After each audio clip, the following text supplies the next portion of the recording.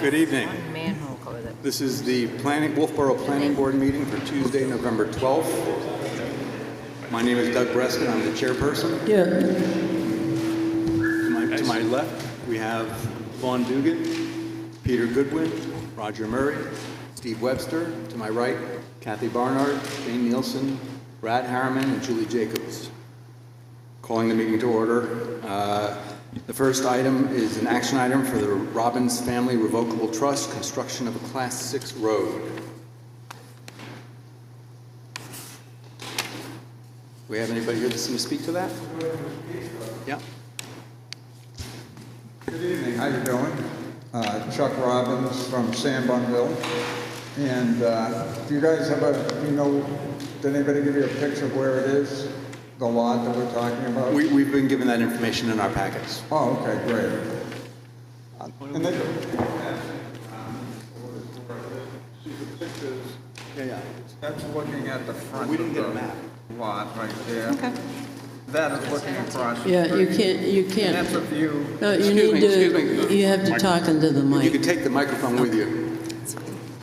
Sorry about that. Or you can pick it up and walk around if you want. Oh, you can? Yeah, I wouldn't know how to do it.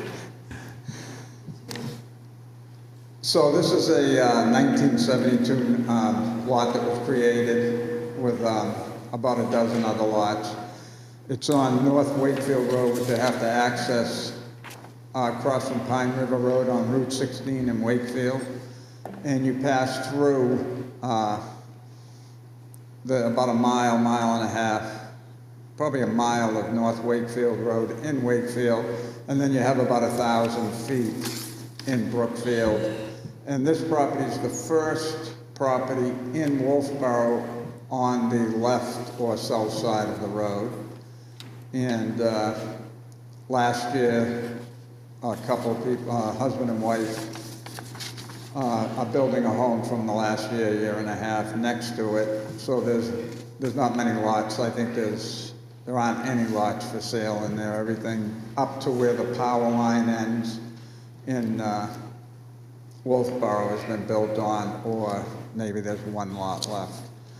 So this is a 6.5 acre lot, very good shape. I did test pits that you can go back 250, 300 feet, and it's 7 feet down we dug, and it's all sand, and the 100-year high water mark is at about 6 feet, so it's very good soil for a single-family home. Any questions? I'd be glad to answer.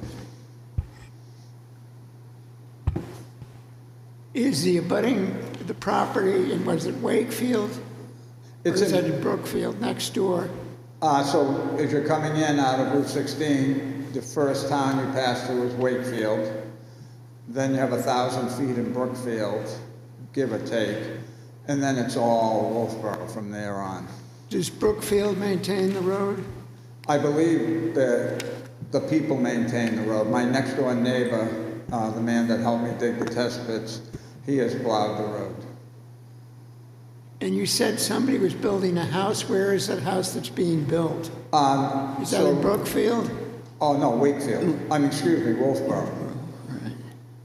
So my name first is, I'm the first lot in Wolfeboro, and then the next two lots the couple bought, and over the last year and a half they've been building on the next two lots. And on the part of Brookfield that borders the lot, are there any homes? Excuse me? Are there any homes in the Brookfield portion? No, it's one large landowner who lives up on Tibbetts Hill Road. They own all the way down. And then on the opposite side is all wetlands. How would you access this lot, or how do you access this lot? Excuse me? How do you access the lot? Route 16, North Wakefield Road, and we call it North Wolfeboro Road. But are you coming from Wolfeboro, or are you coming from Route 16? You come from Wakefield. Do you know where Pine River Road is? Yes. Pine River Steakhouse? Right across the street is the North Wakefield Road. And there's 30 or 40 homes there as you're going in, probably.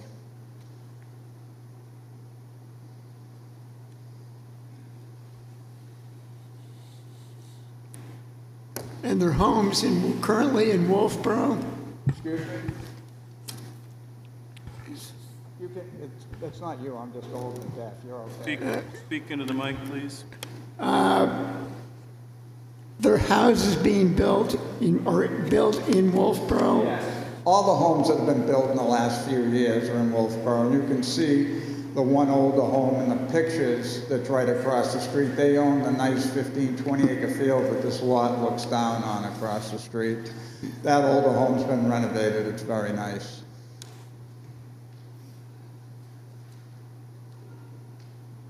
Any further questions from the planning board? Okay, so you had to go to the selectmen and get this On the approved. 20th. Yeah, but your next step is the Board of Selectmen, the Wolfboro Board of Selectmen. Is that right?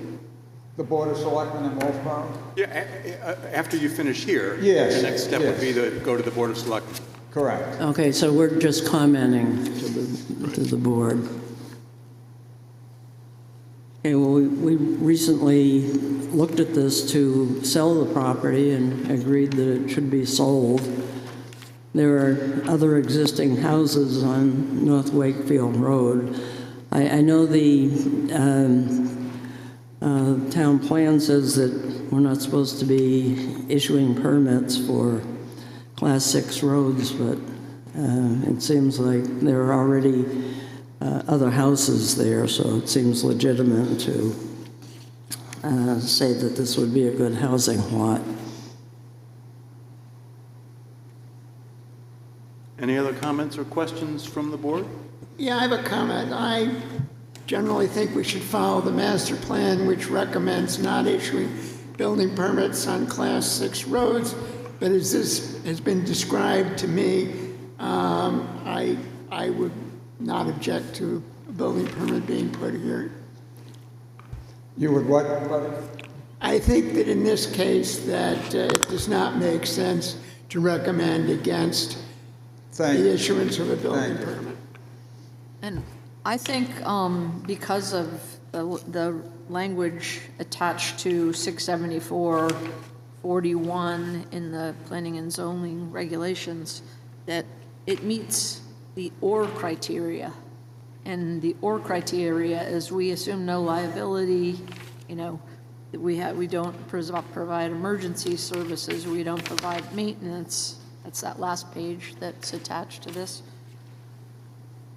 And the road looks in good shape. The town would be taking basically no responsibility. That's the way I read this ordinance. Okay, and you know that you would be responsible for helping with the upkeep.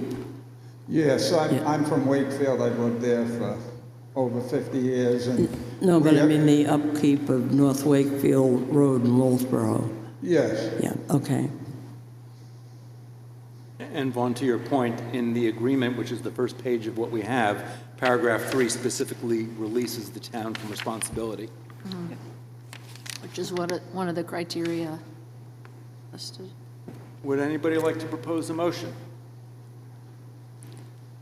I propose that we pass this on to the Board of Selectmen without objections. I'll second that motion. Any comment? All in favor? Aye. Any opposed? I'm going to abstain, Doug, because I'll be hearing this at the Board of Selectmen level, so. Very good. Thank you, Brad. All right. So we have Okay. 6 in favor and 1 abstain. Thank you very much. Thank you. Okay, thank you. Do you want me to do anything else? I'm sorry? No. Would you like your, Yeah, you're all set. Yes, would you you are. like your yeah. photos back? Would you like these? Thank you for your time. I appreciate it, everybody. Okay, thanks. All right, for the public hearings, we're going to take one out of order.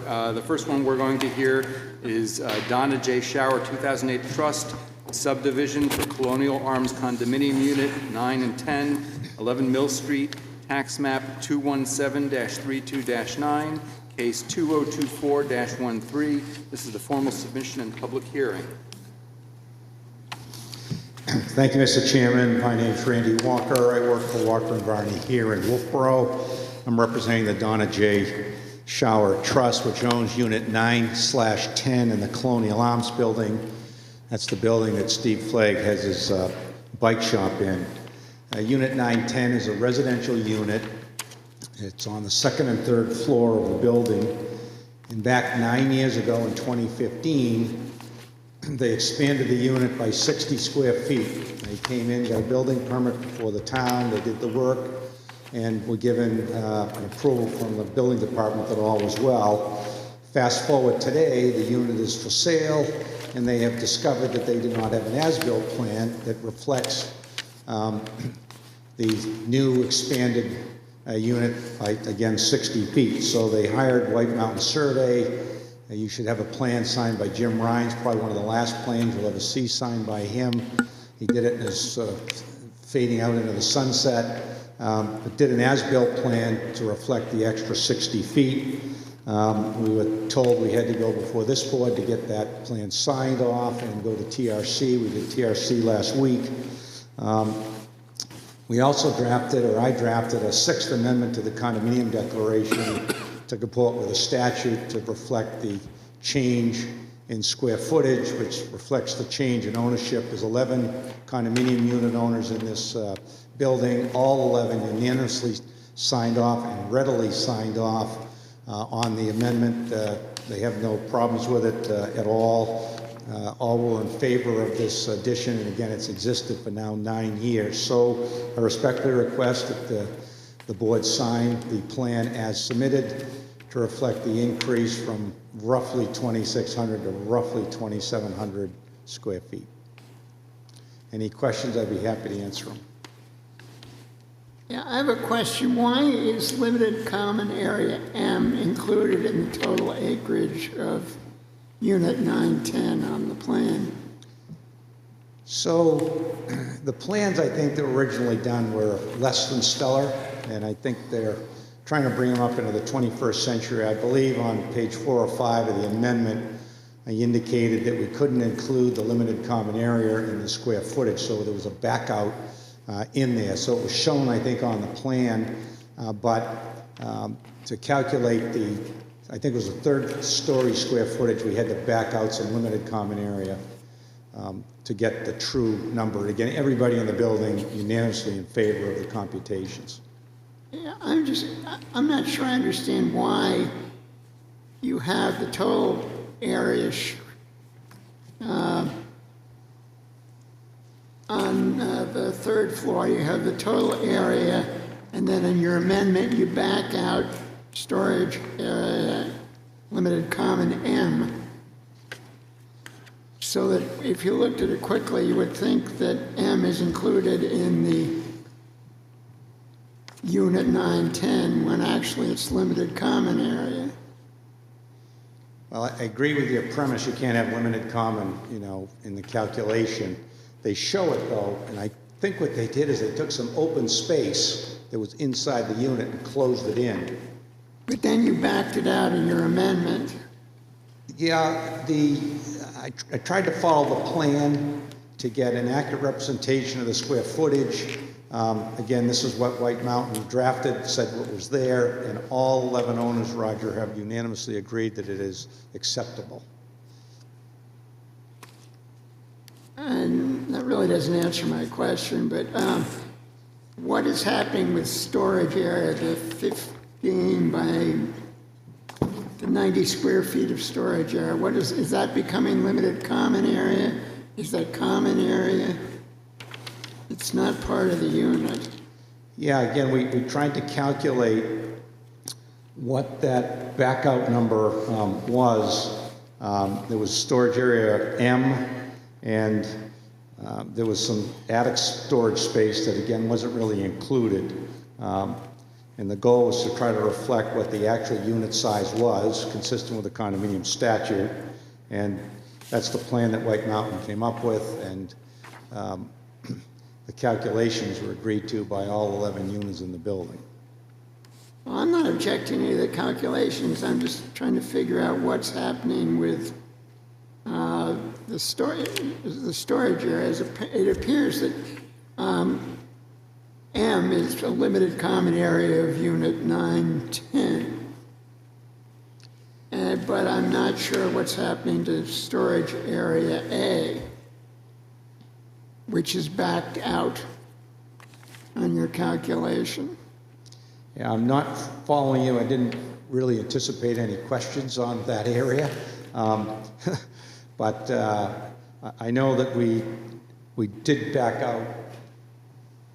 You backed out M and this storage area A.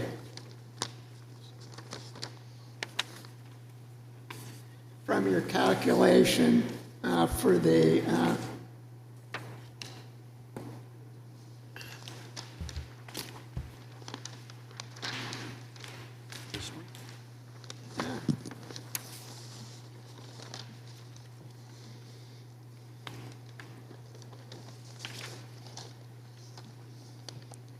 So the 90 square feet is that storage area that doesn't really have a number on it at the bottom on the third floor. And I think that's the first area we backed out. And then storage area M was on the upper left. So those two were the two back out areas that we had that weren't part of the unit. And there was a definition in the condominium declaration, which is on page 2 of the amendment, which defines the allocation of percentage interest as certain spaces within the units consisting of attic storage areas are omitted from the computation. So when they originally set this up, back in the, I'm going to guess the 80s, they did not include storage areas in any of the units as part of the square footage. And that was the definition that they used. Again, it's on page 2, section 3-503. And the last line of that definition says certain spaces within the units consisting of attic storage areas are omitted. So to be consistent throughout the building, we followed that. And again, all 11 owners said that would be terrific. I mean, we're approving something, and two of them seem to be just kind of floating off. I didn't hear that, sorry. But we're approving what's on the plan, and two of the things on the plan just seem to be sort of floating off, or at least certainly the 90 square feet floats off into. So you're correct. We're asking you to approve the plan and with those two backouts, which again were consistent with how they've done it over there since 1986. And I believe they also did this maybe 10 or 15 years ago for Unit 7, which is not before you tonight. But they had one of the amendments, from recollection, the third or fourth amendment, where they had a similar type issue with Unit 7 back in 1997. I think they did this. So again, it's consistent with what we're doing. Well, I mean, M would appear to be limited common area of Unit 910, and just the 90 square feet is lost. Yep. I agree. Okay. And you did see the note that Eric Ozine and Jim Rhines are not one and the same person on the certification. I know he was delighted to be able to do the plan.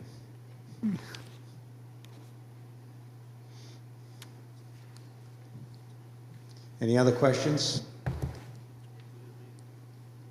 So on the introduction to your planning board, from you talk about 60 square feet, Yep. and we seem to be grappling with 90. What is the difference? Sorry, I'm not hearing you. You said 60 square feet. It sounds like we're talking about 90. No, we're talking about 60.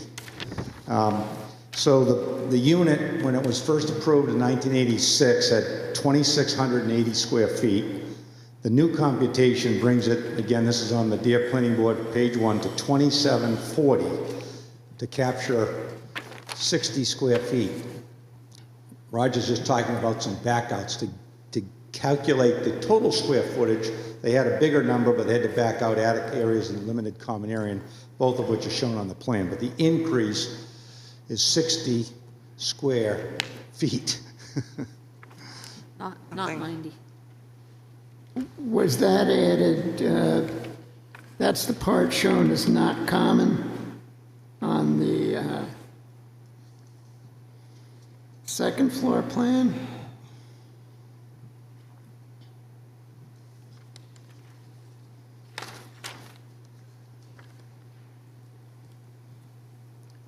So I didn't hear the question again. Is the land area that's being incorporated into the unit what is shown as not common on the second floor plan? So I believe the second floor plan shows 1,402 square feet, and that's the number that we've used. And if you look at that plan off to the right, it says not common. Is that what's being switched from common into the unit? Well, I think that they started with the planning board approved plans in 1986. And then Jim revised those.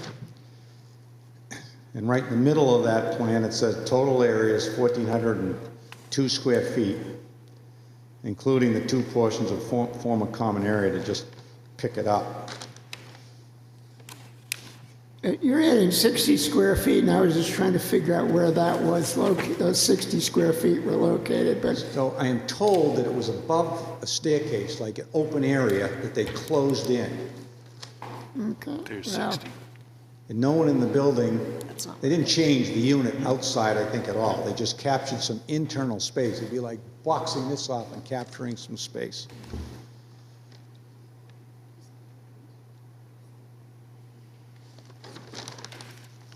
That's right. Randy, was that last building permit That's just, way long ago completed? Say again? Was the building permit where they built the 60 square feet new, was that completed? Yeah, Was the that- paperwork completed?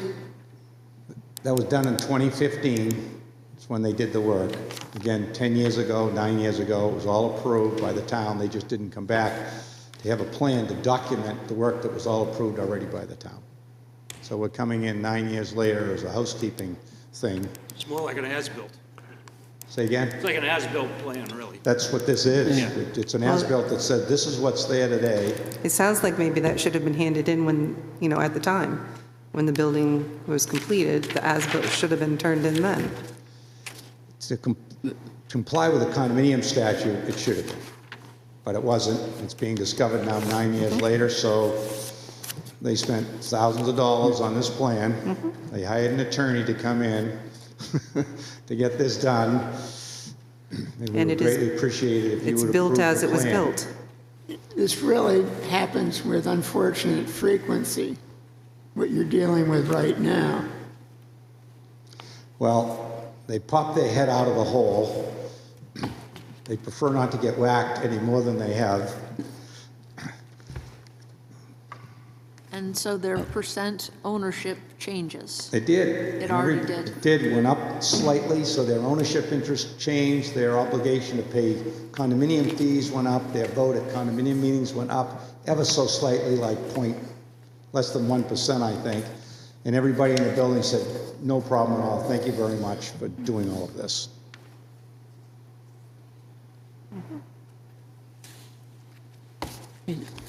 Any other comments or questions from the board? Well, it seems as if this application is complete, so I'll make that motion, that the application is complete. Roger seconds. All in favor? Aye. Any opposed? Very good. Thank you very much, greatly appreciate it. No, just a second, just a second. haven't We have to approved it open yet, the public Randy. hearing. We're going to have a public hearing. Would anybody from the public like to speak? Seeing none? Oh, wait, we have one. I came in, right? Kathy Fairman, I'm in a butter across the street at 60 North Main Street. You'll think of that as maybe the La Boca building. And I just wanted to say that as an interested party across the street and a neighbor, this looks like a housekeeping a detail that needs to be looked after, and I support your approval of it. Thank you. All right, we'll close the public hearing. Any deliberation from the board? Seeing none, would anybody like to propose? Yeah, he's just trying to correct something that was overlooked back several years ago. It seems like it meets all of the subdivision regulations, and it's in the C1 district. So, is it okay if I make a motion to approve this with the conditions? Absolutely. I'll second. Okay, make a motion to approve with the following conditions. The plans shall be amended to reflect a correction to the certification block, and that includes the as-built floor plan and as-built floor plans.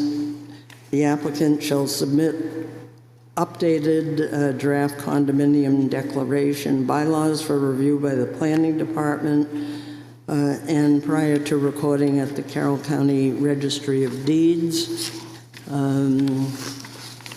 Let's see, the applicant shall submit a Mylar plan for recording at the Carroll County Registry of Deeds. The applicant shall be responsible for the payment of all recording fees. We will need final drawings, and all of the documents submitted will remain part of this application, and there is an appeal process. Roger, will you second that? Yep. All right. Any more discussion? All in favor? Aye. Any opposed? All Okay, right, and the thank you. findings of fact are simply that this is a subdivision regulation 175-57A, that a condo conversion and amendments to the condo conversions require subdivision approval by the planning board. Thank you, Kathy. Thanks. Night. All right, the next item on the agenda is LMS Realty, site plan review, new unit and new common area, 36 Endicott Street, Unit 9, tax map 217-118. This is a continued public hearing from October 15th, and this has been withdrawn. The next one after that. Yeah, do we need a motion for that? Do we need a motion? Well, I'll make a motion that the application for 36 Endicott Street, Unit 9, has been withdrawn. I'll second that motion. Any discussion from the board? All in favor? Aye. Aye. Any opposed? All right, thank you. The next item is Catherine Marino, site plan review, expansion of floor plan, 36 Endicott Street, Unit 1, tax map 217-118-1. This is a continued public hearing from October 15th, 2024. I was not present at that meeting, so I'll remove myself from consideration. All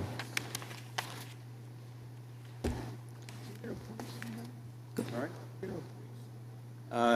Steve, I believe you were in charge of that meeting, so I'll appoint you to lead this hearing. Great. Will you introduce yourself, please? Sure. My name is Sabrina Bevins. I'm an attorney at McLean Middleton, here to represent the Unit 1 owner, Catherine. Excuse me, let me interrupt. No?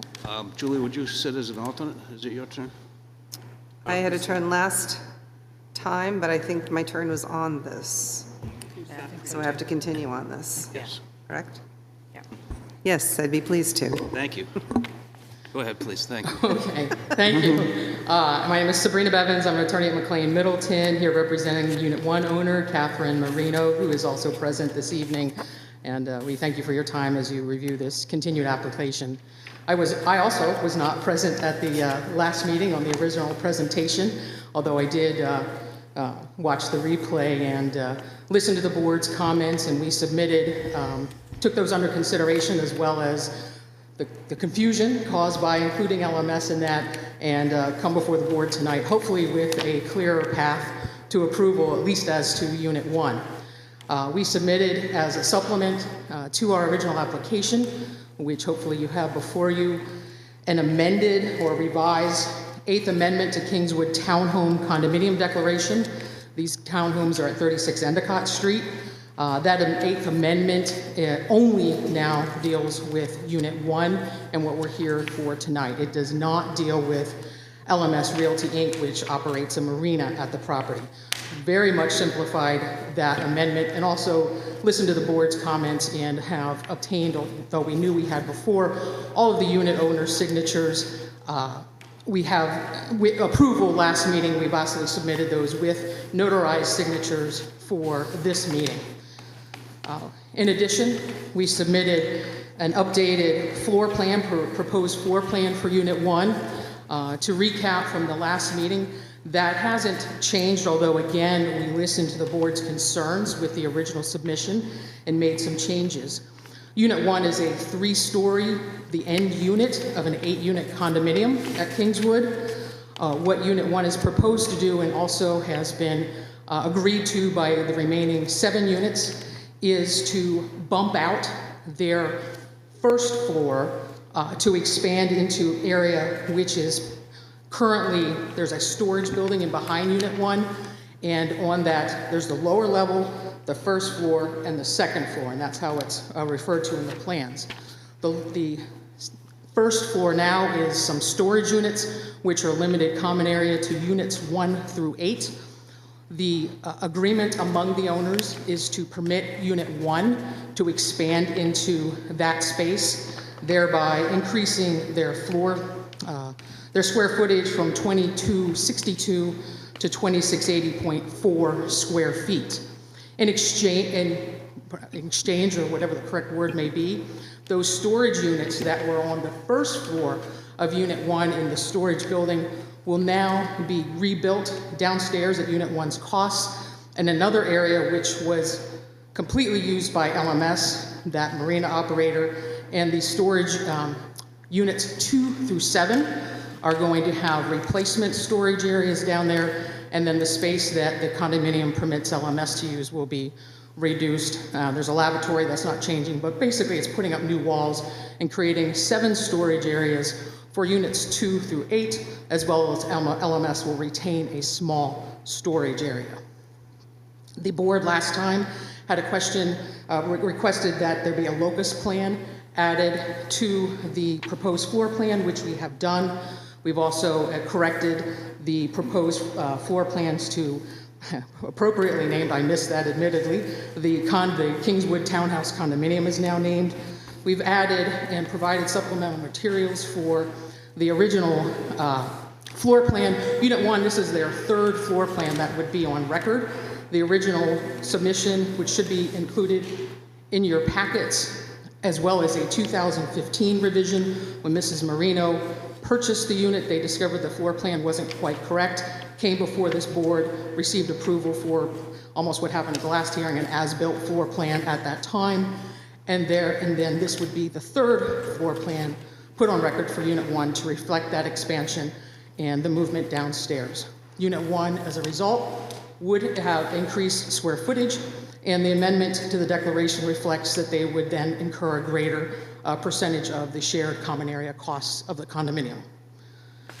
I think that covers everything that we've, again, brought up to date since the last meeting and heard the board on those issues. I know the board had conditionally approved last time, and then LMS happened and everything got off the tracks. But our hope is to stay on track this time and address the board's concerns that were brought up at the last meeting and anything else the board would like to hear from.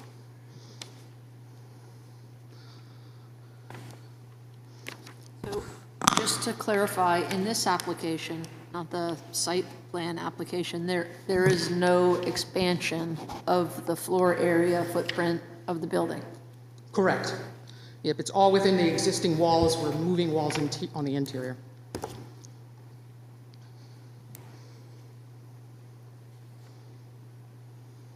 And it seems very clear that all of the condo owners know about this. Yes, they have, and again, apologize for, we were trying to avoid if there were questions, I'm going to the notary twice, so we didn't ask them to go last time, but they were on board last hearing, and this time we sent them all out to a notary and Okay, have thank their you. approval.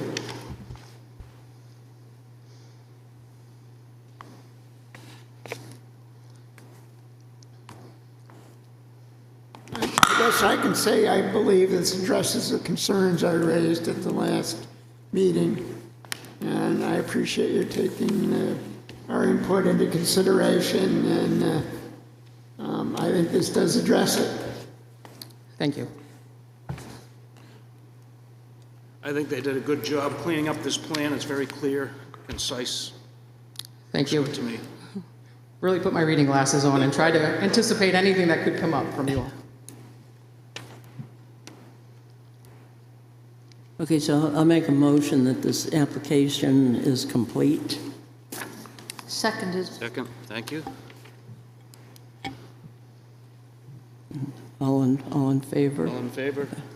Aye. Aye.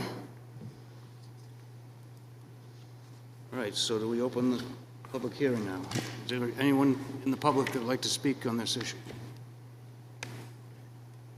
Hearing none, I'll close the public hearing. Comments from the board? It looks to me like that they've answered our questions and they've made it plain, and I see no problem, really, as long as they get building permits or already have building permits. I don't see any approval from this planning board as a problem. And all the paperwork seems to match now, where it didn't before. Yes. Anyone else? Okay, well, I'll make a motion to approve this application, which is, We have a second. I'll second. Thank you, Roger. All in favor? Aye. Opposed? and again, this meets all of the subdivision regulations, which is required for us to look at these condo expansions. I would also mention that the footprint of the building has not been changed.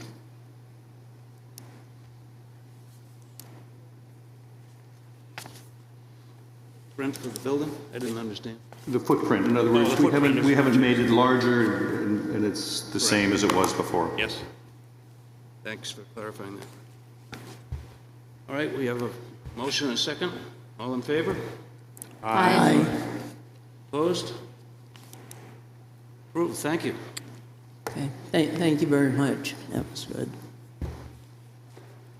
All right, the next item on the agenda is Descott Real Estate Holdings, special use permit on Center Street, tax map 43-1, case 2024-11. This is the formal submission and public hearing and review of the site visit. We had a site visit at 3:30 this afternoon. Present were myself, Doug Breskin, Brad Harriman, Peter Goodwin, Roger Murray, Steve Webster, and on behalf of the applicant, Damon Burt from Fraggle Rock Environmental. Mr. Burt explained the site to us, described where the driveway was going, where the house was going, and what would be done. And here we are. Perfect. That's a great summary. Damon Burt, Fraggle Rock Environmental. You already introduced, doing all my work for me. So we're obviously in front for the special use permit. The impact, there's two impact areas to wetland buffer. Number one is 1,466 square feet. Number two is 787 square feet, for a total of 2,253 square feet of wetland buffer. The lot is just over an acre, or actually just a little less than an acre. It's 0.95 acres. So it's a small site, and they're requiring a crossing, which we filed with NHDES, and we have a wetland permit for that crossing.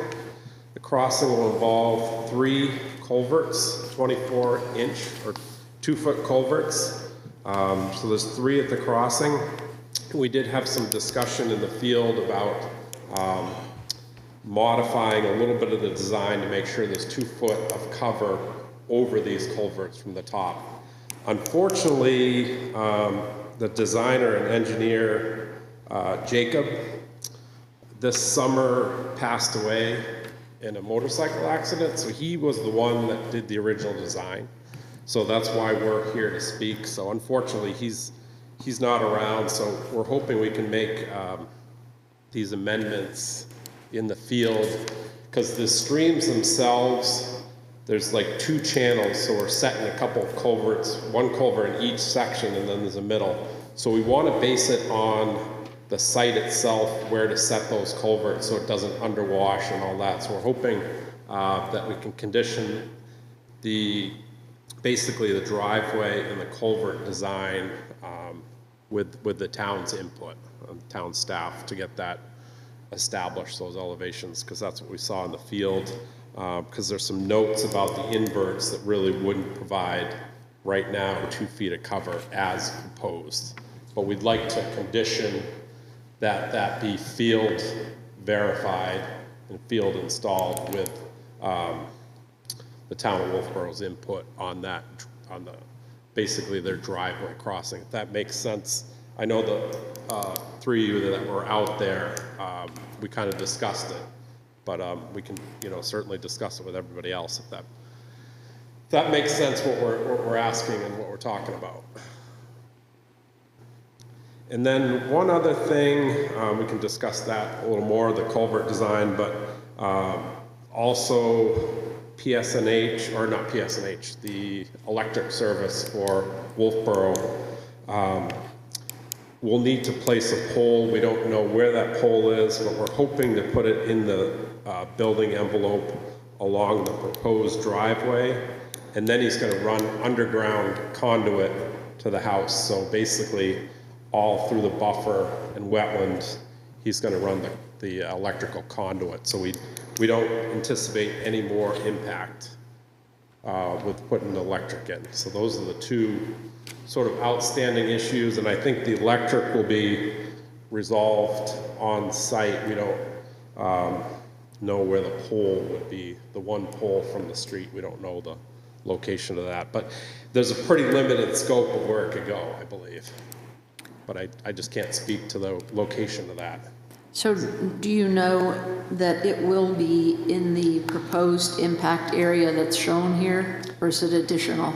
That certainly would be our goal, and I would think, I just don't know like the transect of how it's going to come off the other pole, like where they're going to need to put it, but I suspect it would be along the driveway, obviously, on that side, and it would make sense to be right where the zoning envelope is in that green section alongside the road, and then go underground conduit all the way to the house. You see that 1 building envelope where the proposed driveway?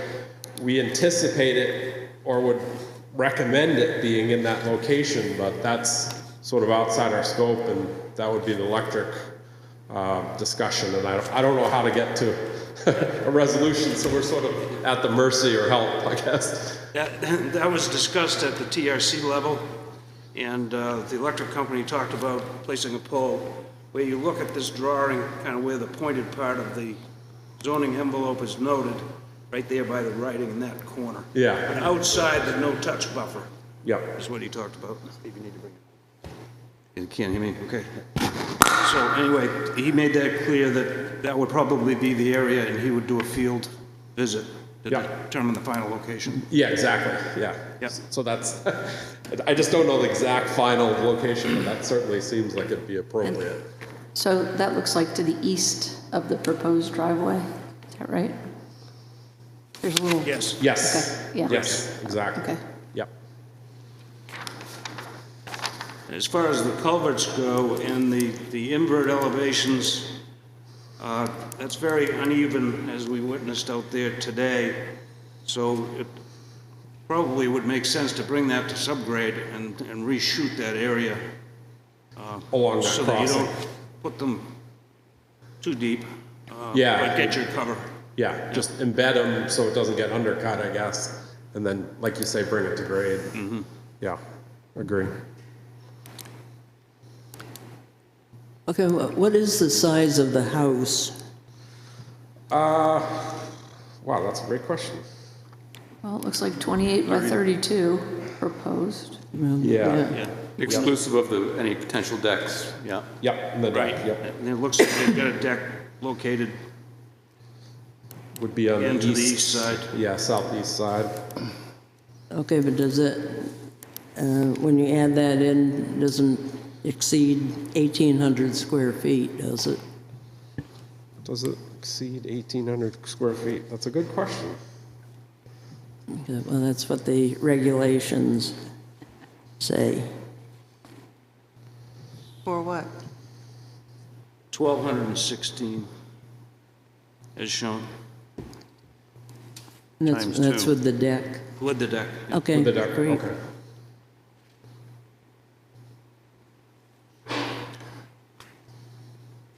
I have a question about where the parking for this is. And it seems as if, when I look at it, I wonder how cars are going to park there.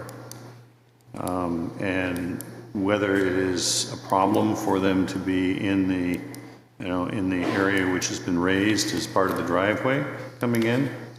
And to me, if the house was rotated slightly clockwise, it would be possible to make a larger parking area for that area. And it looks to me like it's going to be very difficult to get more than 2 cars into that place.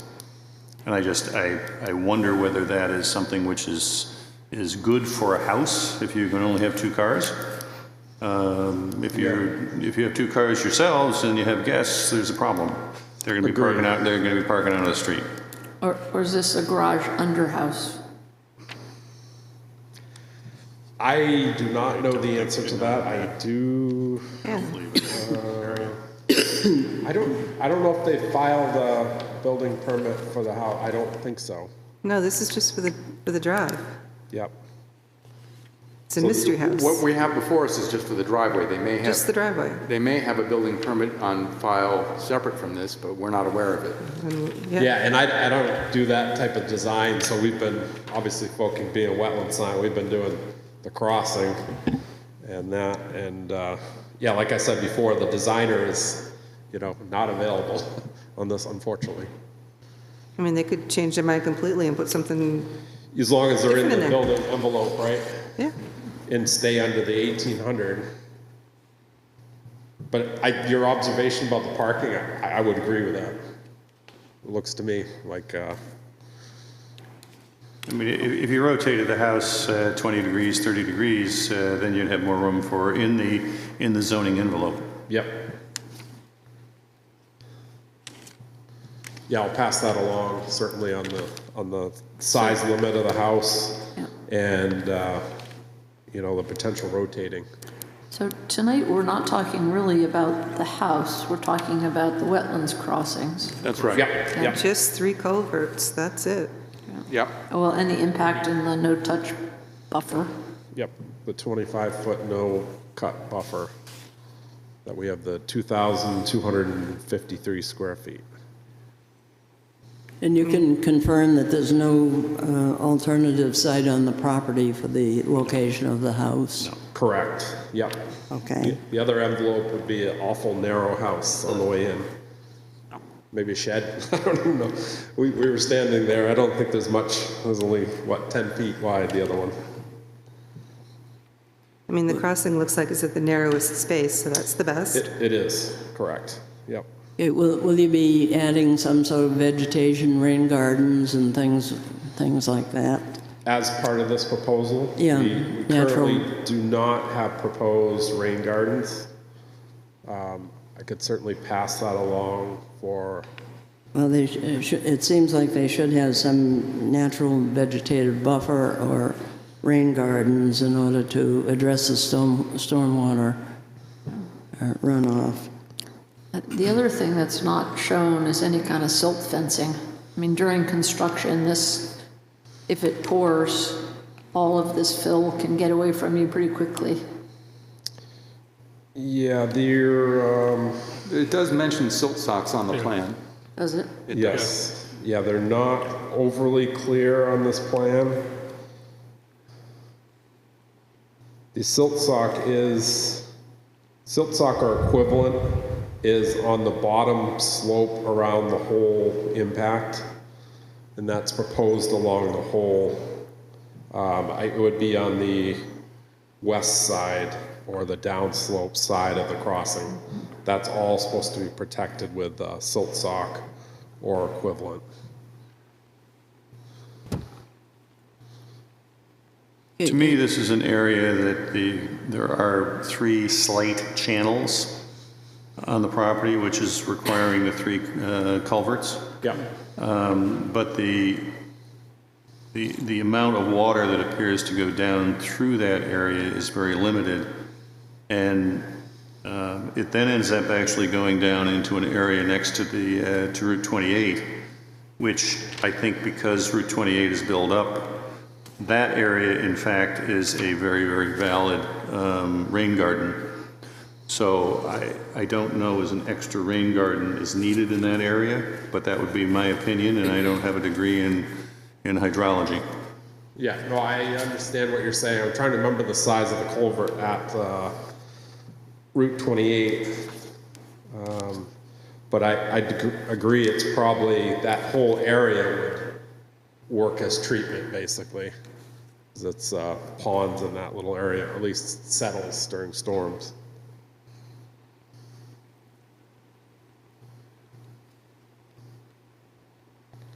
Any further comments or questions from the board?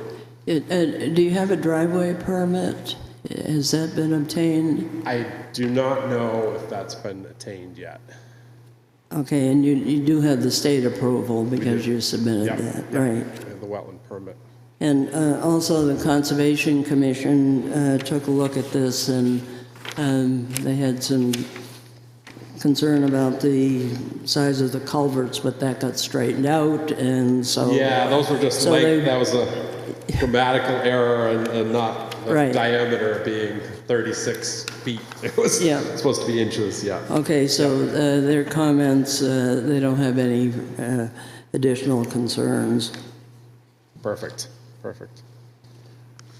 Yeah, Doug, I was just going to make a comment on, kind of elaborate on that culvert invert discussion we had up on site there today. We're looking at, you can see with my glasses on a little bit better than when we were out there in the field today, but those culverts are fairly steep in there. We have the inlet inverts at 737.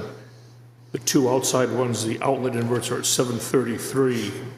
The middle one's at 734, and that reason is because it's a shorter culvert, and it comes out at a higher contour. If it was extended further down, as long as the other ones, it would be at the same elevation. So that's a 4-foot drop from inlet to outlet. So if you go to the midpoint of each of those culverts, it's going to be 2 feet lower than the inlet invert. So right about in the center line of the driveway, they're going to be at about 735, which is going to put them under cover of the driveway there. Might be about a foot to foot and a half of gravel or so over the top. So you might want to take a look at, make sure you have enough cover to protect the culverts there. But they won't be sticking up like we thought. Kind of pictured it, not be able to see it too well. They'd be a lot more level, but they are a very steep grade there. So that does drop those. Helps out with the cover on the pipe anyway. Okay. No, I appreciate that. So obviously, in order to construct this house, this driveway has to be constructed. The culverts have to be put in first. And I wonder if we should make a condition of approval that the DPW or somebody has a look at the built culverts and is pleased that they're functioning properly. Yes, and as a matter of fact, we had some discussion along those lines this afternoon at the site visit that we would have the code enforcement officer review this on completion. Yeah, great.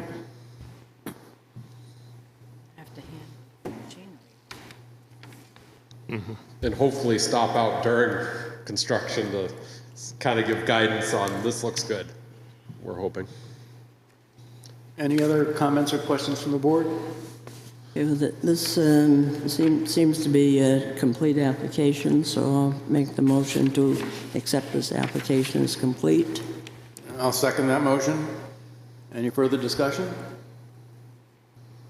All in favor? Aye. Any opposed? All right, we'll open the public hearing. Would anybody from the public like to speak to this? All right, hearing none, we will close the public hearing. Any further discussion amongst the board? I think whatever was discussed about that condition on the culverts approval, I don't know what the wording was, that the agreement on site was, but I think it needs to be in here. Conditions. Conditions. Well, multiple conditions, but I think Vaughn's referring to adding a condition of having the code Yes. enforcement officer review the installation of the culverts upon completion. And approve potentially that. And I would say even during installation, because I don't think we want to commit to putting them all in, and then, you know, if that's possible. Well, that would be an inspection. Inspection, You could just yes. offer an inspection. Yeah, But yeah. This is like, you know, final paperwork, here we go. Now you can come for your building permit. Okay, perfect. That's what we're thinking. Yeah, okay, good.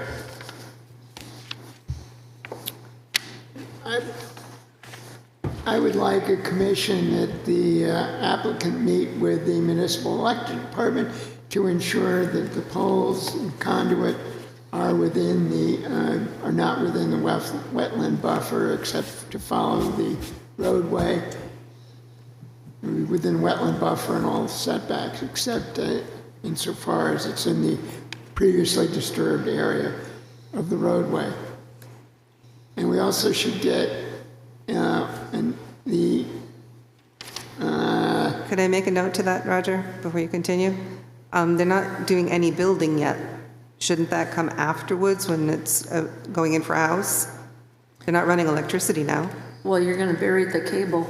You're burying the Not yet. conduit. Not yet. So if No, you're going to have before the underground house. utility, they'll be burying that conduit during construction of the driveway. It would be foolish They if are? they didn't. Well, and if they're they gonna- had to dig it up, it wouldn't make sense. Well, that's my feeling, but I didn't understand that in the Yeah.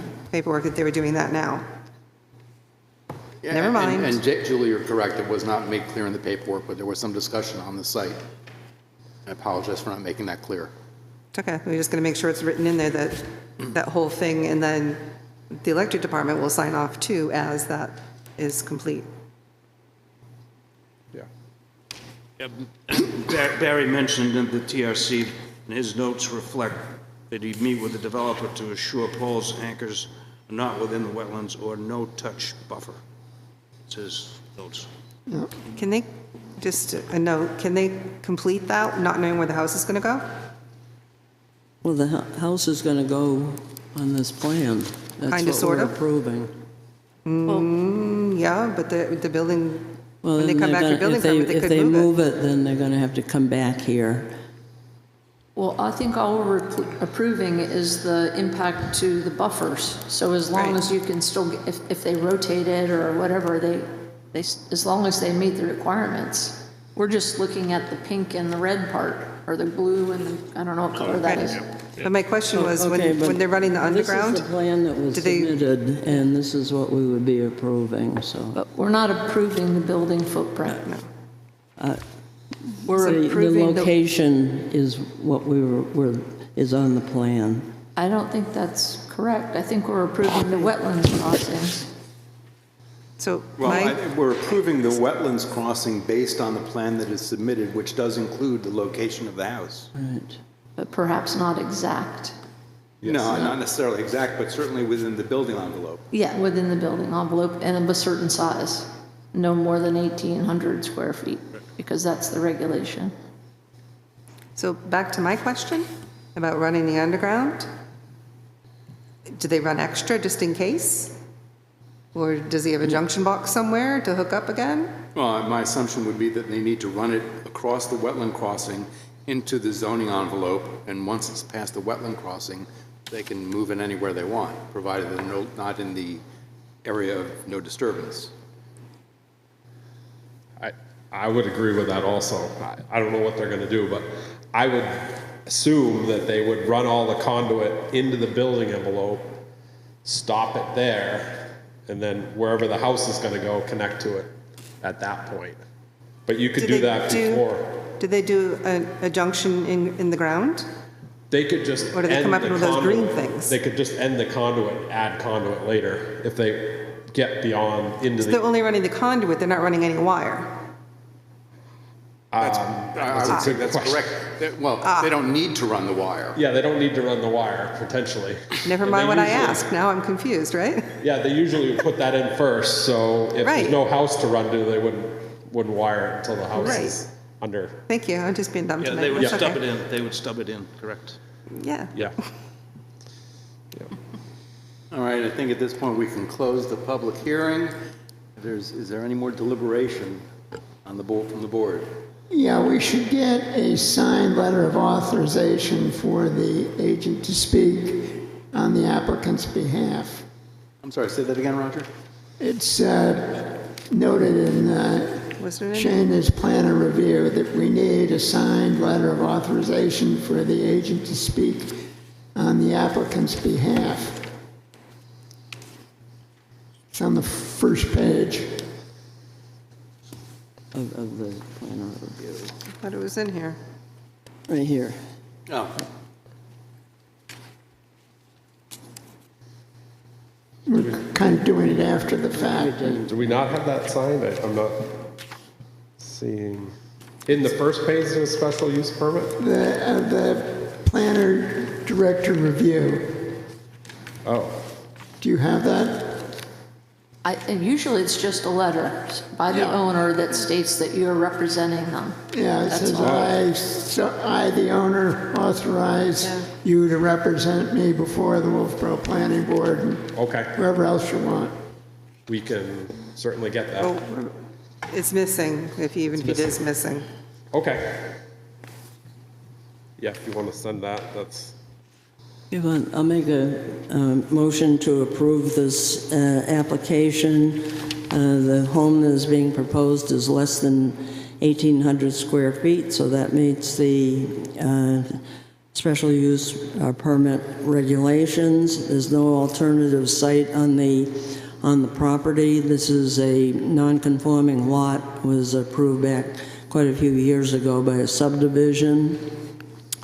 They are going to use the best practices regulations here, and you can either include a rain garden or a natural vegetation buffer. They do have the state approval as well as conservation comments, and it seems that they have met the criteria in 175-10A and 10.1. So that's my, and then I have to do all these things. Okay, all right, and this would be done with the following conditions. The first one is the following plan needs to be amended to the date of approval, and it's the Plan 1, the wetlands plot prepared by Descott Real Estate Holdings. 2, the applicant shall comply with the pre-construction siltation and erosion control measures and construction sequence as shown on the plan. The final large format copies to be provided, including the certified wetlands scientist stamp and LIS. An inspection by the town should be required of the siltation devices prior to construction. All conditions of New Hampshire DES wetlands and non-site specific permits are incorporated in this proposal. The applicant shall be responsible for the payment of all recording fees. All of the documents that we have looked at will remain part of the application. And the applicant shall be required to monument the edge of the wetlands in compliance with 175-9.1. This special permit is valid for 1 year.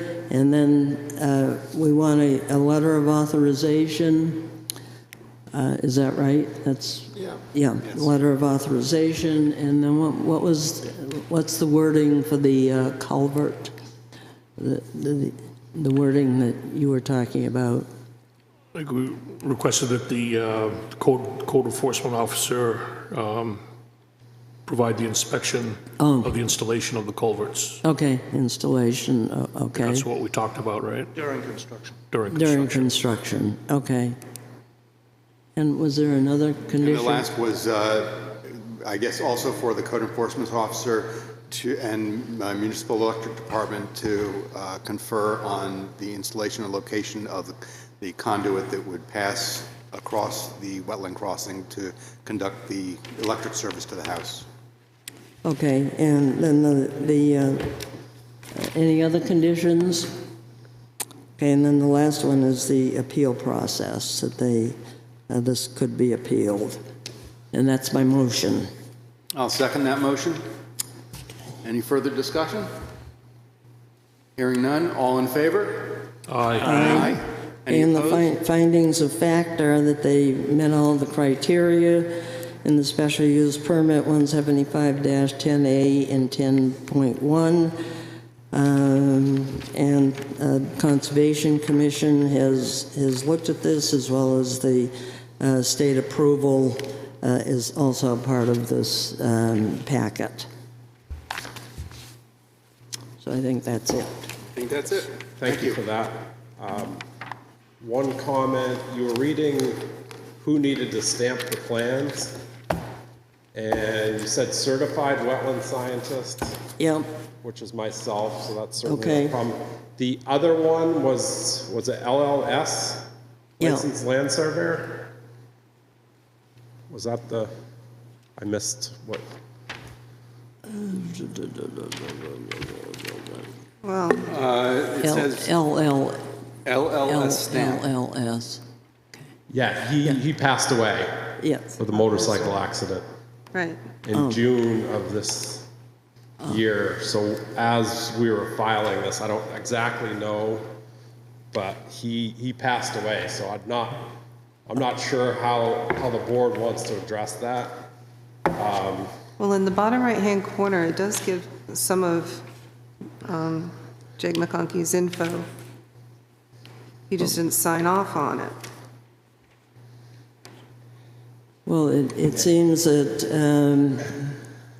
the copies could include the certified wetlands scientist stamp, Yeah, certainly. I think. Yeah, I think in terms of that issue, this plan, although it is not certified by a licensed land surveyor, it did find existing monumentation, and that monumentation does conform to the recorded subdivision plan on file in the Registry of Deeds. So I don't think that's really much of an issue, So, that we don't actually have so we a don't current need survey.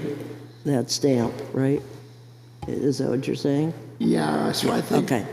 Do we then need to go back and amend the motion? No, I know, I didn't want to interrupt you in between. no, that's good. Okay, well, I'll just, I made the motion, so I'll just omit the LLS stamp. And just include the certified wetlands scientist stamp. All right, and I'll agree to second Kathy's amended motion. And now we'll ask again, all in favor? Aye. Any opposed? All right, very good. Thank you so much. Okay, thanks. Appreciate all your help with this. Thank you. All right, the next item on the agenda is Hancock Lumber Company Site Plan Review, Improvements to Lumber Yard, 100 Pine Hill Road, Tax Map 175-10, Case 2024-12, Formal Submission Public Hearing. We received today a letter from the applicant asking to continue the review of this project to our January 7th, 2025 meeting. So we will do so. I don't think we need to do anything further. Okay, I'll make a motion to continue the Hancock Lumber Company application to January 7th, 2025. I'll second that motion. All in favor? Aye. Aye. Any opposed? Very good, thank you. And we're supposed to hang on to all of these Yes, and documents. please keep that, the material that you received, please hold on to it. We will need it in January. Moving on to the last hearing, which is for GIA Realty Trust Site Plan Review, construction of a storage building at 160 South Main Street, Tax Map 218-103, Case 2024-14, formal submission and public hearing. Have somebody to speak on its behalf?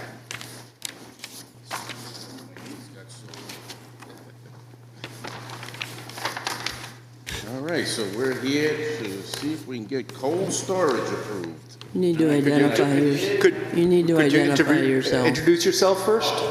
Thank you. Paul Lasky. I'm the contractor that's going to build it as it gets approved. Thank you. And I picked these up at the last minute, so you get a chance to bring them in early. And they are quite big. I don't know if I have enough. We can share. Yeah, we can share. Yeah.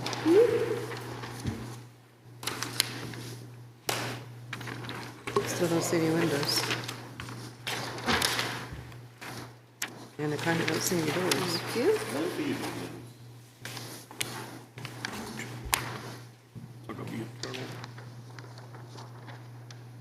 It's a cave. As you can see, we put the size of the building, the location, and what it will look like. There is no. And hence it is cold storage. It's built pretty much the same as you build a shed. 2x4 construction. It'll have vinyl siding, regular asphalt shingles on the roof. No windows, at this point, no door, unless the building inspector requests one at a later date. And we did put in a proposed spot for it if he does need it. He didn't say we did when we went to the meeting the other day, but anything can change.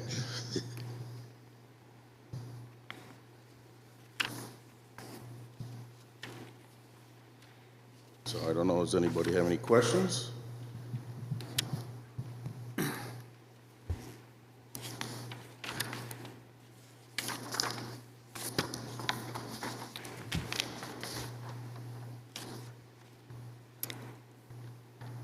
I have a statement. It concerns me that there's only one door to the building now. 2 doors. Where's the second door? The front door, which everybody enters, and then the back door, which would be the access for this. There's no way to get out of the cave, though. Again, what? There's no way to get out of the shed cave. Right. Because you took the door out, so there's only one door. Right, there's no door. That's why I said that's why we put in the second if we need it. Because it is cold storage. If we do need it, if he does require it, we did put it in, that's where we would put it. I expect that it will require a second means of egress to comply with the fire code. When we spoke to Zadi, he didn't show that it did or didn't. Okay. So that's why I said I felt it probably would require it. That's why I put the proposed location. Okay, what the chief said was that once he saw the plans, that may raise some other issues, is what he said. Has he seen these, or did you just say you just picked these up? Yeah. So nobody's seen them then? Okay. Right. I wasn't able to get them here, so you can view them ahead of time. Mm-hmm. No, I meant the other departments. Oh, no, well, I explained to him what we were doing, where it was going. Mm-hmm. I mean, we had the other handwritten, hand-drawn. They had the ones that you had last time. So they did see the location, the size, they had the picture showing the whole property. Mm-hmm. They did have all that. They just didn't have, showing the siding, the roofs, what the material would be. Okay, there is a comment from the planner. It says the storage building appears to block access to the rear of the building and restrict access to the large propane tank. This may be a fire lane or a fire access issue. An email has been sent to Chief Zadi. When the correspondence is received, we will forward it. Do you know if that happened? I don't believe so. Yeah, okay. He may be waiting for this plan that he hasn't seen yet. We're not any closer to the propane tank than what the building is now. I believe it meets the, Doug has an email from Shannon, 4 o'clock this afternoon, that should be, I don't know if you've seen I may not have, but I'll look right now. it. It should be, Yeah. it recommends continuation. Yes, I'm aware of that. I just wanted to have the discussion as we could first. We did discuss this at the TRC meeting, and he said once he saw the elevations, they would discuss the exit situation. So in the email from the planner earlier today, it was unclear at the time whether this was an addition or a separate building. It's clear from the plans that this is an addition to the building, not a separate building. right. And then there was, as just mentioned, the concern about the propane tank. It was brought to my attention earlier today that this is a legally existing non-conforming structure. Roger, do you want to speak to that at all? It is a non-conforming structure, and under the Wolfeboro zoning ordinance, a non-conforming structure can be expanded by up to 25% by special exception. This proposed expansion is more than 25%, so you would need I think it is more than 25%. Oh, I thought it was under. It's more so. You would need a variance to proceed with this construction. Yeah, looking at the plan that you've just submitted, the main Right. existing building is 1,595 square feet, and the proposed addition is 420 square feet. 25% of the original 1,595 would be 398, so you're 22 square feet over, which I imagine you could address this by shortening the shed a little bit. Okay, so if we keep it at 34 feet, it'll be, what, 33 feet? It'll be more than fine? If you're under 25%, that means you can go to the Board of Adjustment and seek a special exception for the construction and expansion. Right, if you're over. No, if you're under. If you're under. If you're over, if you're you under, need a special exception, which is under the ordinance, if you meet certain criteria that are spelled out in the zoning ordinance, then it's granted.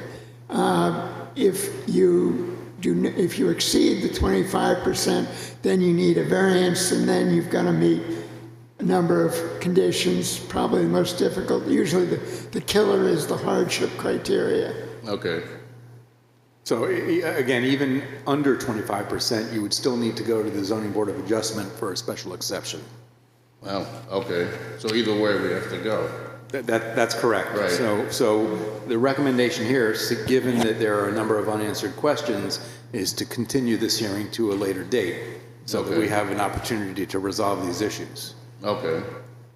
Yeah. Which would be that it's over the 25%, so we just have to get the... Well, I Adjust your drawings so it's under.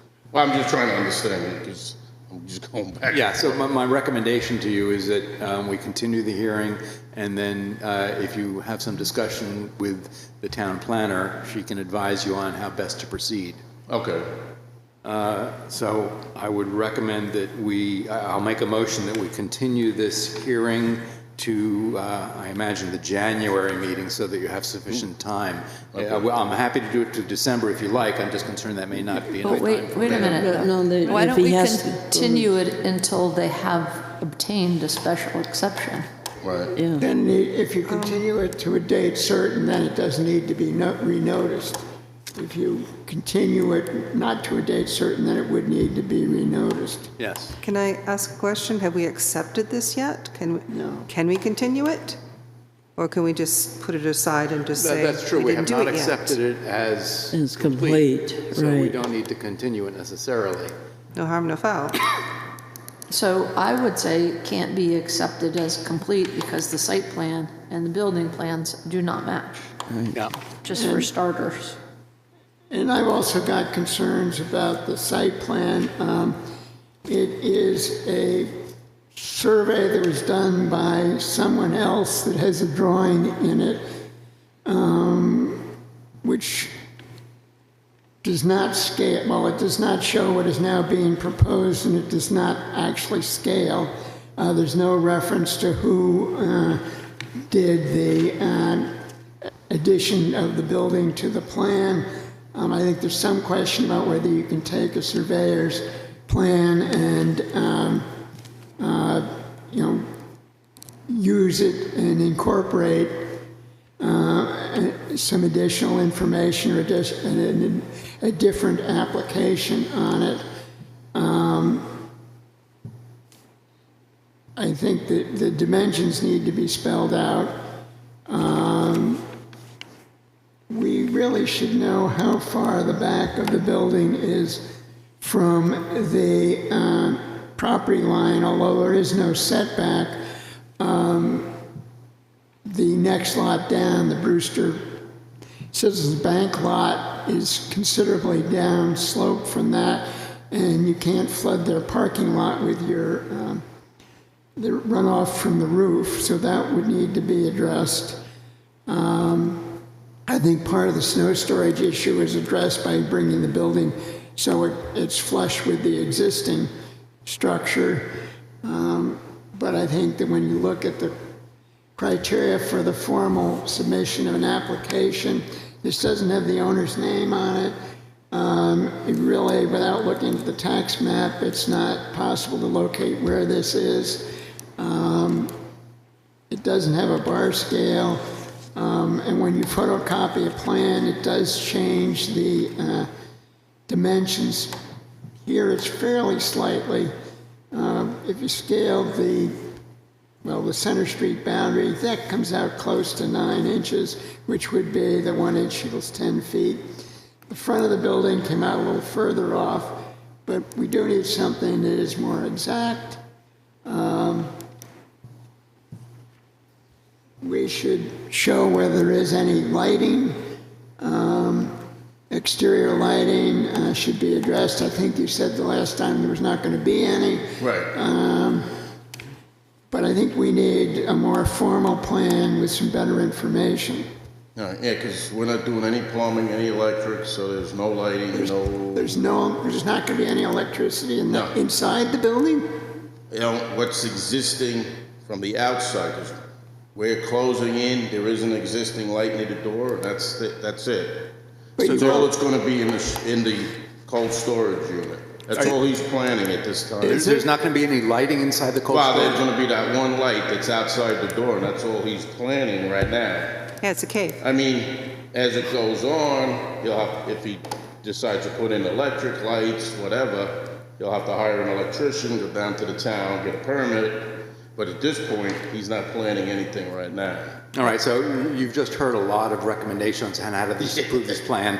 Right. I understand that it may be hard to keep up with. You can always go to the YouTube replay of this planning board session if you'd like to hear it again and be able to take note of all the recommendations that were made. Right. Well, I'm sure you're going to have a printout of everything and it'll get forwarded. There'll be minutes printed out on the website. Oh, okay. Yeah, that'll take some time, but but as early as tomorrow, you could review the video if you wanted to. When you say cold storage, you mean unheated storage? Unheated storage. It's not going to be refrigerated? No. Okay. Not going to be heated, not going to be refrigerated. It'll be no cold. outlets, no power. It's just the one light outside, shelving. It'll be cold storage in the winter and hot storage in the summer? Wow, it'll probably be warm in the summer. I guess cold in the winter. you could call it ambient storage. Right. So we should probably put /cold hot storage because it's hot in the summer, cold in the winter. It's considered cold storage.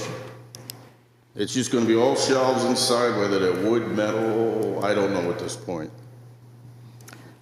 Another thing that's not indicated is any kind of grading. Infiltration and grading at the back here along the Century Building property, whatever you want to call that. No, that's something Roger mentioned a moment ago about controlling stormwater off the shed roof to make sure it doesn't impinge on the grading, because it's not flat back there, it drops right off. So this view here is not address what's happening. There's a significant drop off, and you can't flood the Brewster parking. The problem was, though, he's going to have 4 feet of property past that building. Right now, we're looking just to cover the asphalt that's existing, and actually, we'll be right at the edge of it. So it'll be a concrete wall Well, it'll be a concrete floor, yeah. and wall, Right. yeah. But you Sticking are- out of grade, it'll be sticking out of grade. It won't look like the rear elevation, because that wall will be exposed partway, because the grade goes right off down. Well, the grade comes out, maybe drops 6 inches on his side, drops 6 inches and then goes. But it drops on the bank side, not his side so much. And that's where the problem lies. We can't grade the bank side. It's not his property. Right.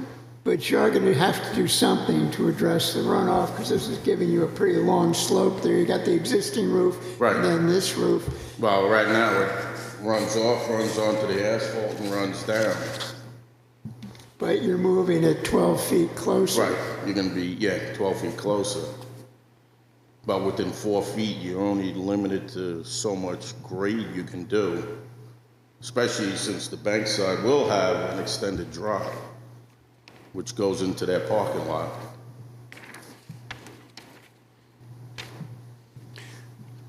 All right, do we need a motion for this? I don't believe so, if we're not accepting it as complete. Yeah, right, I'm not sure. Maybe you should make a statement, though. But, I mean, we can continue the matter to a date certain, so he doesn't have to re-notify everybody. I guess the question to you is, do you want to continue it to a specific date, either the December or January meeting? But he has to go What to is it? ZBA He's not going to make first. December Yeah, what would meeting. be the possibility of seeing a ZBA before the next meeting? It won't. Non-existent. No, there isn't a possibility There's to no do that. possibility. No, there's not Okay. enough time to notice it properly, so the soonest that you would come back here would be January. Okay, then that's So, what we have to do. Or do you want us to give you time to get all your ducks lined up and then Yeah. come back in? Yeah, that would be fine. So Okay. we have to get them before the ZBA meeting.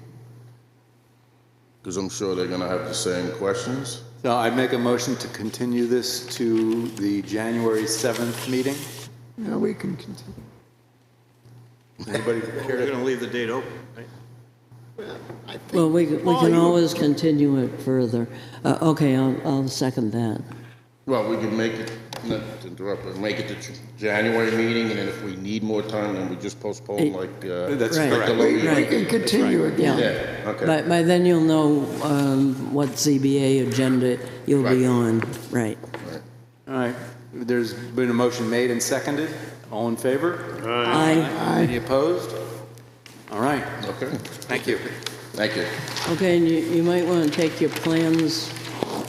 Oh, for them, or, because I can get more made, so that's not a We're problem. not going Oh. to keep them. Okay, We're not keeping them. No? Okay. Take them with you. Still move them? Pick up the plans. These are not going to We only need 3, and you're probably going to need them for the planning, ZBA, so we'll keep 3, You'll keep 3? you keep the rest. All right, go ahead. So 1, 1, 2, yeah, let's just keep 3 for now. Oh, it's fine. I'll keep 3, and then if they change, we'll redo it. There's a fixation in folding the plan. I usually. Why are we keeping them?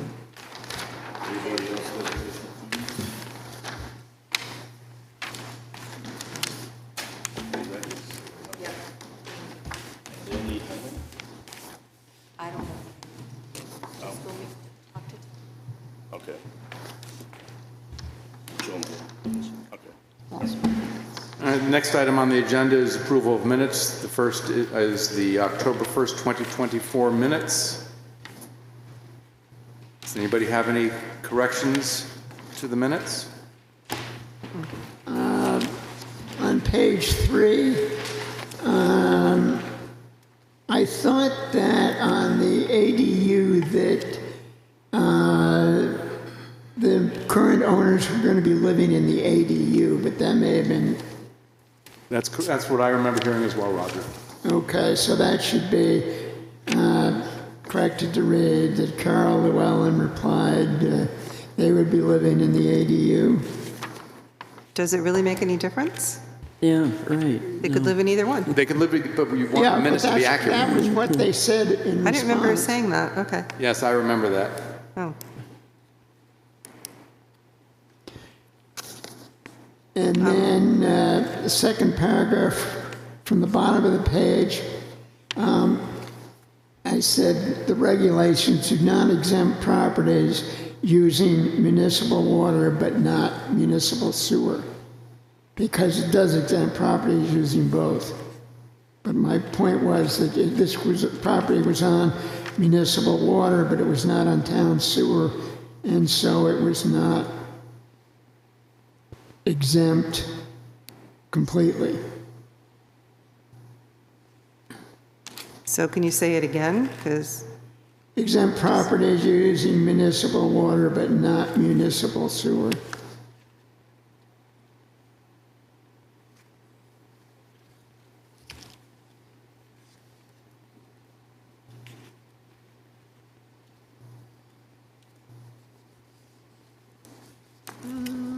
Anything else, Roger? I don't believe so. I just have on page 4, way down at the bottom where it's number 3, this is the per plan and the maxed out at 30%. We discussed that. Did we fix that later on in the minutes here? Does it reflect that we changed that? Yes, on the next page, because I looked for the same thing. It is corrected, okay.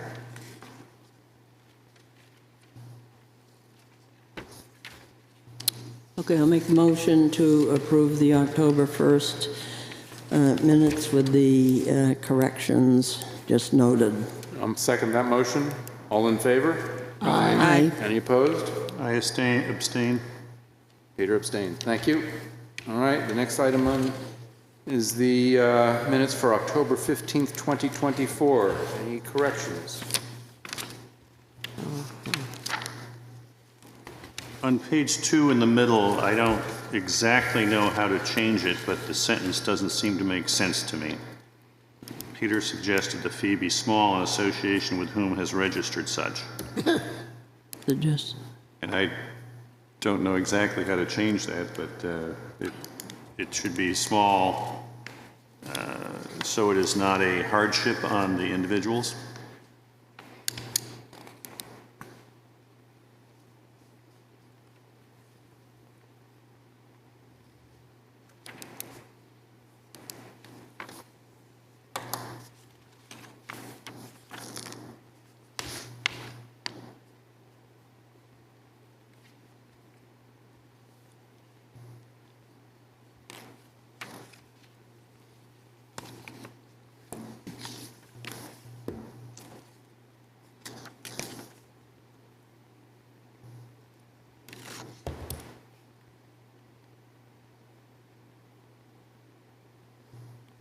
I'd also like to mention that I keep reading other institutions and groups who are wrestling with the same problem, so we're not alone. Okay, if there are no other corrections, I'll make a motion to approve the October 15th, 2024 minutes with the one correction made. I'll second. All in favor? Aye. I'll abstain as I was not present at that meeting. And then, Peter, I'd just like to add on to your comment that I appreciate everybody participating in that forum. There's a lot of valuable input, I think.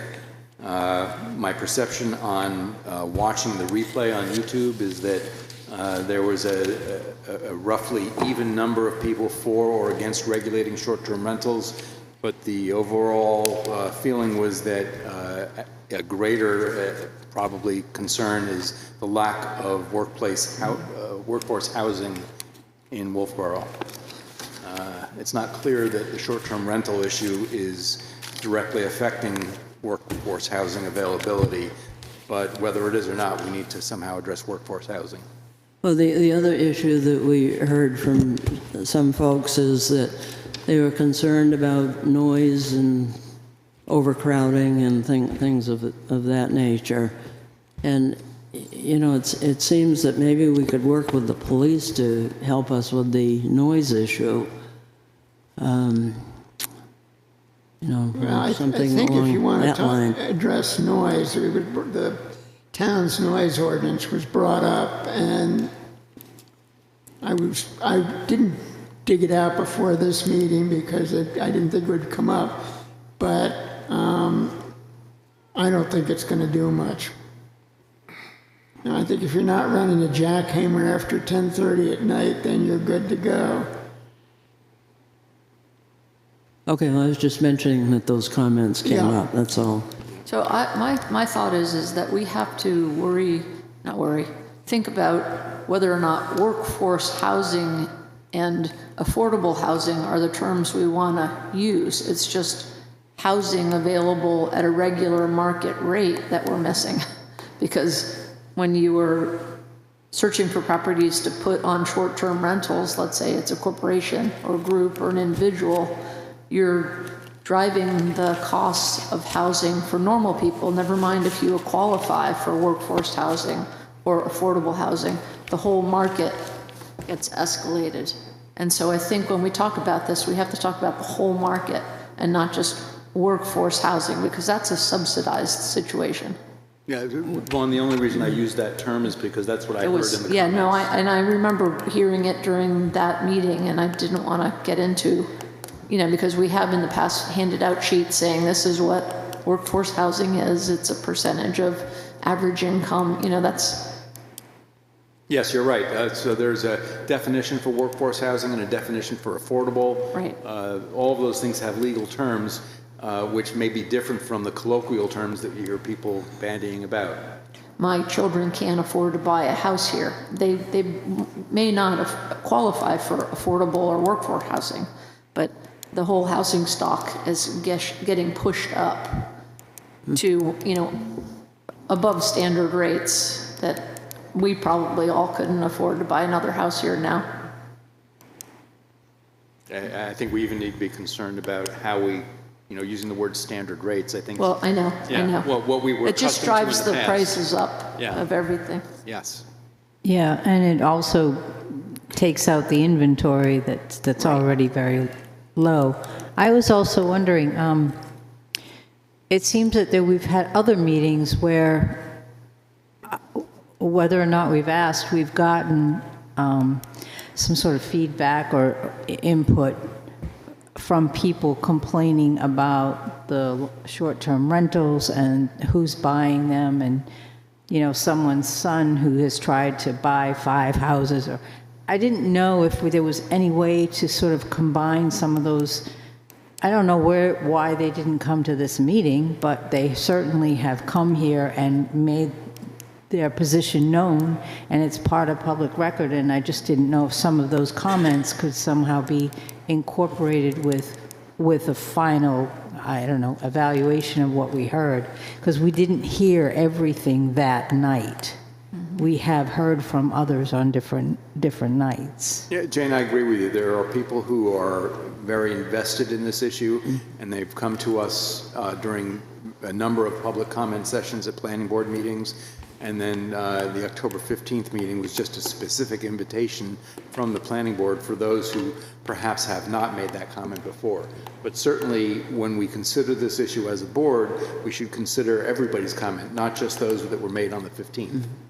Yeah, that's kind of where I was going. Yeah. And we have public comment invitation at every planning board meeting, including tonight, so people are welcome to come and make their voice heard, whether it's on the agenda or not.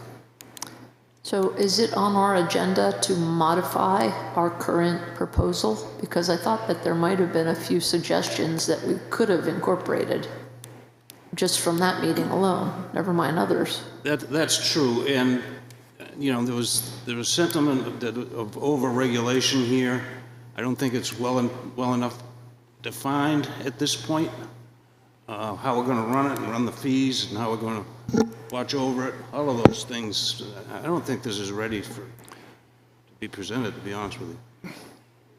And we can certainly discuss it further at an additional work session. I think that's appropriate. I think we should. Either if only to determine if we're going to move forward with this or investigate it further. Yeah, right, and it's November now, and we need to start dealing with this in December. Leanne, is there room in the next agenda next week to, do we have applications, or is this just going to be a work session? Do you remember? As of right now, we have one confirmed preliminary consultation, and I'm awaiting confirmation of a possible second preliminary consultation. Other Just than that, preliminary? just preliminary. Yeah, right, so we do have time. And the only other thing on the agenda is the public forum follow-up. Yeah, Work okay. session to All right, discuss so- the follow-up. And is that next week or 2 weeks from now? It's No, next no, it's next week. the 19th, Yeah, November because 19th. this meeting was pushed because of Election Day. I thought they both maybe were. No, we have back-to-back That's the, meetings. yeah. I think we need to discuss both short-term rentals and the multifamily amendments. Both are on the schedule, on the agenda, rather. Okay, Very good. great, thank you. One comment was made that, and I think it needs to be resolved, I think that's reasonably simple, is that someone ended up suggesting that these VRBOs were commercial things in residential areas. And I think historically you have had people renting out their houses through the various real estate brokers, and so therefore, just because it is shorter term rental does not necessarily say it's commercial. And we had legal counsel Correct. say the same. And so therefore, but that's something that needs to be at least out there so that people understand. There was another thing which I don't know exactly how you deal with it, is that if the VRBO said that you could have 12 people staying in your room or in your house, maybe the tax assessor should be looking into that to see if they have more rooms that they could look at. And so therefore there may end up being something which would go along those lines, although getting that information is difficult because VRBO and Airbnb are all doing their things sort of behind the curtain. And so that's something which is an issue. You know, it would be good to get the comments from the Chamber of Commerce in writing from them so they're clearer. I wasn't really clear on the questions that were presented there. Okay, I can get in touch with Mary DeVries and ask if she can Yeah, submit. I think that would be good. Yeah. Because I prepared a bullet. I can speak loud enough. I actually prepared a bullet list of the Wolfeboro Area Chamber of Commerce's Okay. comments that were provided that night, and questions, because they had questions and comments. In addition, I also have a bullet list of other comments and questions that were made that evening as well. Could you So- provide that to us for next week's Yep. meeting? Thank you. I'm going to have a memo for you for the meeting. are you still going to talk to Mary? I can still reach out to Mary. Okay, all right. Because they may have had further discussion. Yeah, I'm happy to have whatever comments she might want to provide. And Kathy Eaton, I believe, said they had discussions about this too. I think she stood up and spoke. Okay. Yeah. There's no public presence, so I guess we won't have a public comment. I make a motion to adjourn. Second. All in favor? Aye. Thank you. All right.